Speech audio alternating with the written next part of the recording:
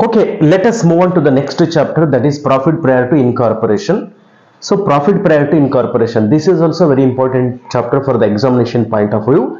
From this chapter, 2 marks 1 question, 4 marks 1 question, 6 marks 1 questions can be expected, or 12 marks only 1 question can be expected from this chapter.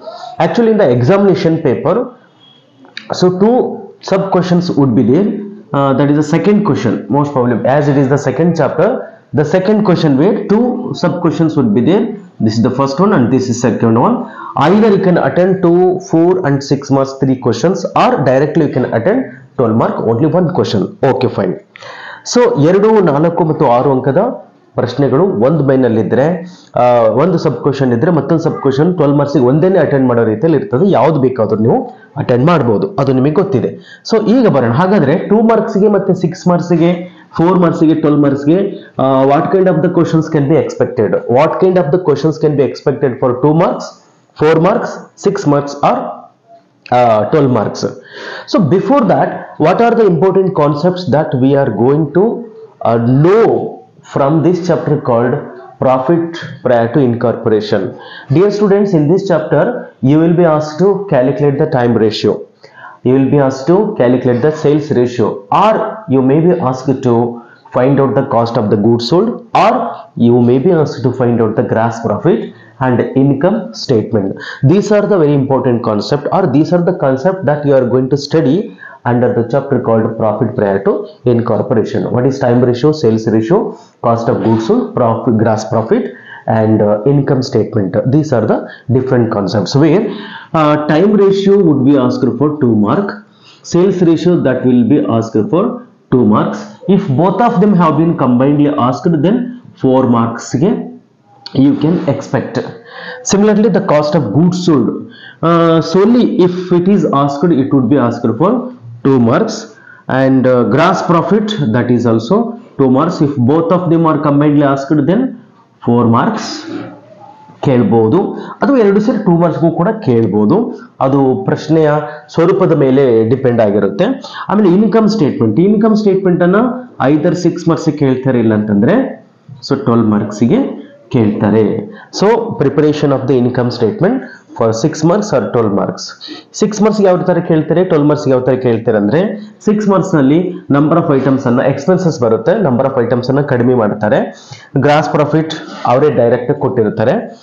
6 marks ಅಲ್ಲಿ gross profit ಅವರೇ direct ಆಗಿ ಕೊಟ್ಟಿರ್ತಾರೆ, cost of goods sold ಕೊಟ್ಟಿರ್ತಾರೆ.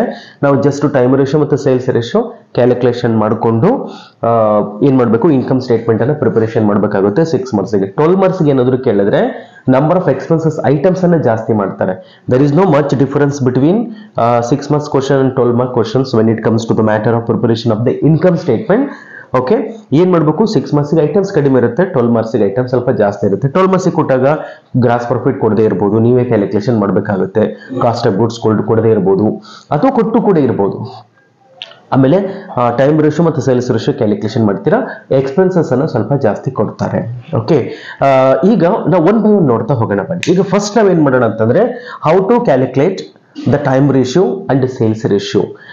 Time ratio ಮತ್ತು sales ರೇಷಿಯೋನ ಯಾವ ರೀತಿ calculation ಮಾಡ್ತಕ್ಕಂಥದ್ದು, cost of goods sold, gross profit, everything one by one ಅನ್ನ ನಾವೀಗ ನೋಡ್ತಾ ಹೋಗೋಣಂತೆ. So before that, profit prior to incorporation ಅಂತಕ್ಕಂಥ ಚಾಪ್ಟರ್ ಅಲ್ಲಿ ಈ ಟೈಮ್ ರೇಷಿಯೋ ಮತ್ತು ಸೇಲ್ಸ್ ರೇಷಿಯೋ ಹೇಗೆ ಮಾಡೋದು ಅಂತ ನೋಡ್ತಾ ಹೋಗೋಣ ಬನ್ನಿ.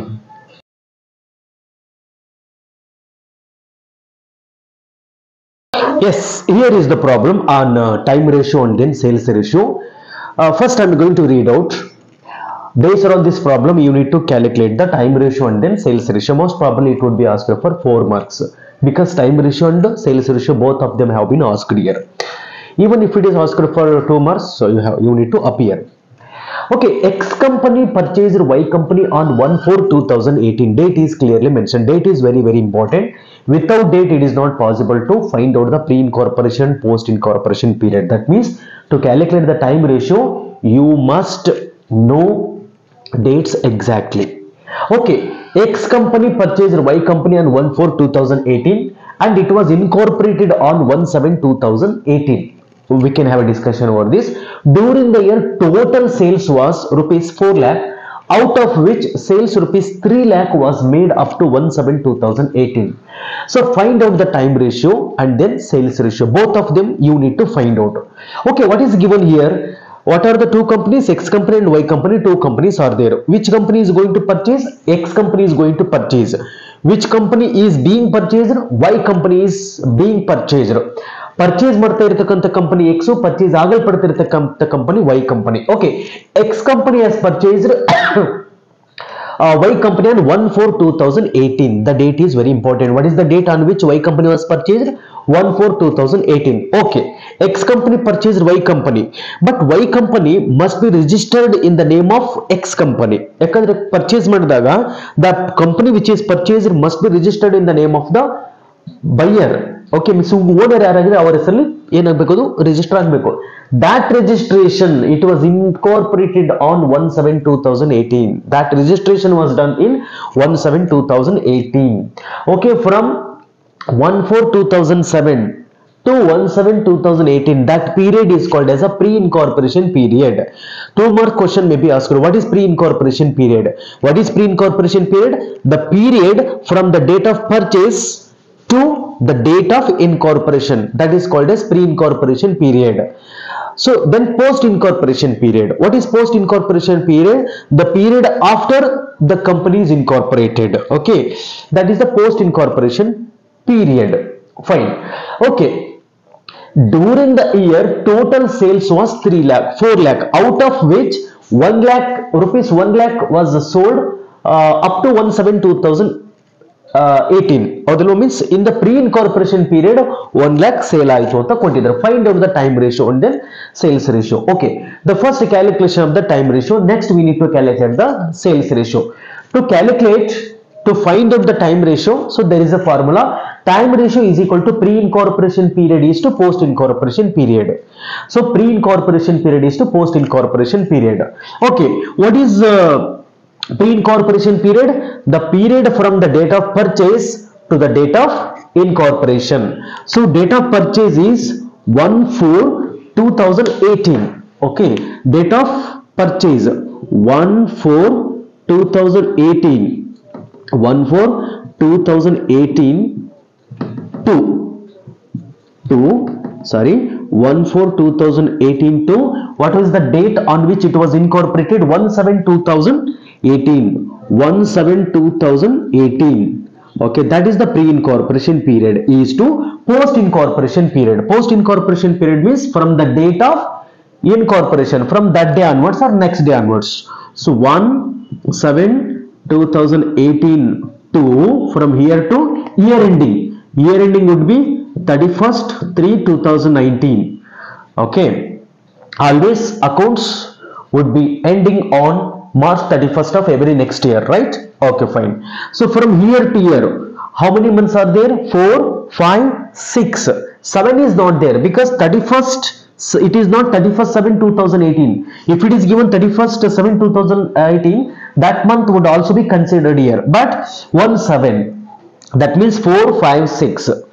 So 3 months is to from 1/7 to there. How many months are there in a academic year, in a accounting year, or a financial year, or economic year, or current year? So 12 months only, right? Out of 12, 3. If you deduct the 3 out of 12, then 9 you are going to get, or else 7, 8, 9, 10, 11, 12, 1, 2, 3, total 9 months. If you want to make it more simplification, you can. So 1, 3 ones are 3 3s are. So 1:3 is the time ratio. Let us move on to the calculation of the sales ratio. How do you calculate the sales ratio here? Sales ratio is equal to sales in the pre-incorporation period is to sales in the post-incorporation period is equal to, what is the sales in the pre-incorporation period? The total sales. So during the year total sales 4 lakh. 4 lakh is the total sales, out of which sales rupees 1 lakh was made up to 1/7/2017. 1/7/2000 up to 1/7/2017 means pre-incorporation period. The total sales which was made within or is in the pre-incorporation period is 1 lakh. So this is 1 lakh. What is the total sales? Total sales is 4 lakh.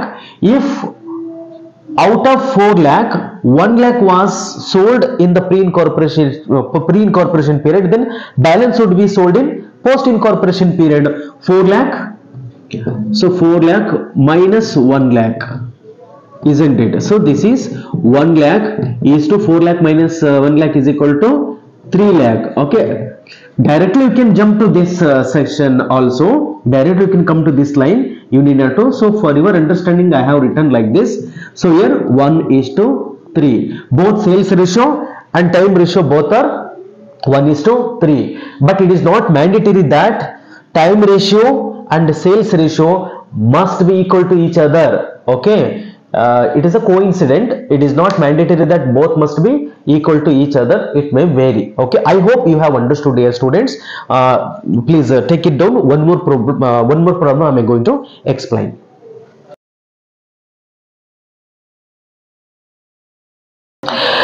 Yes, here is the one more problem. I am going to read out this problem at the beginning only, so that it would be easy for you two people to make solve this.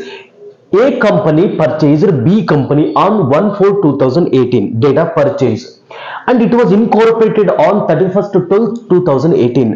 Actually, it was purchased in the year 1/4/2018, but it was incorporated, means registration was done in the year on 31st/12/2018. Okay, during the year, total sales was rupees 1 lakh. Total sales during the year 1 lakh, out of which 80,000 sales of rupees 80,000 was made up to 31st/12/2018. Find out the time ratio and sales ratio. So problem, I hope you have understood this one. The first, let us calculate the time ratio. How do you calculate the time ratio? Pre-incorporation period is to post-incorporation period. Pre-incorporation period, that is from the date of purchase to date of incorporation. So 1/4/2018 to 31st/12/2018, that is the pre-incorporation period. From the date of purchase to date of incorporation. From the date of incorporation onwards up to the end of the accounting year, that would be post-incorporation period.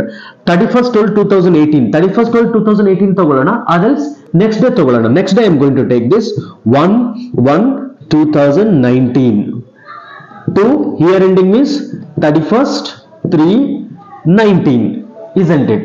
Okay, fine, is equal to, from here to here how many months? From 4 to 12, 9 months. 4, 5, 6, 7, 8, 9, 10, 11, 12, 9 months. Okay, 9 is to here from 1 to 3 months, from January to March, 3 months. Okay, if you want to make it more simplification, then you can 3 3s is equal to 3 1s. 3:1 is the time ratio. Let us move to the sales ratio. Sales ratio is equal to sales in pre-incorporation period is to sales in post-incorporation period, that you know very well, is equal to sales in pre-incorporation period. What is sales in pre-incorporation period? So here during the year total sales was 1 lakh, total sales, out of which 80,000, the sales of rupees 80,000 was made up to 31st/12/2018. That means in the pre-incorporation period 80,000 worth rupees goods were sold. So out of 1 lakh, if 80,000 was sold in a pre-incorporation period, then balance would be on post-incorporation period, isn't it? That is the 20,000 is equal to, so all the zeros I am going to cancel. Now the 8:2 I have got.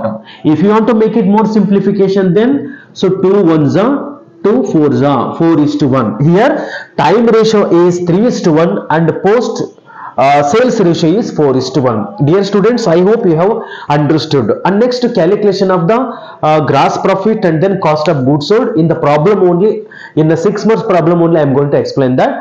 Please take it down. If you have any doubts, please comment and I would be answering to your comments. Okay, please take it down. I hope you have understood.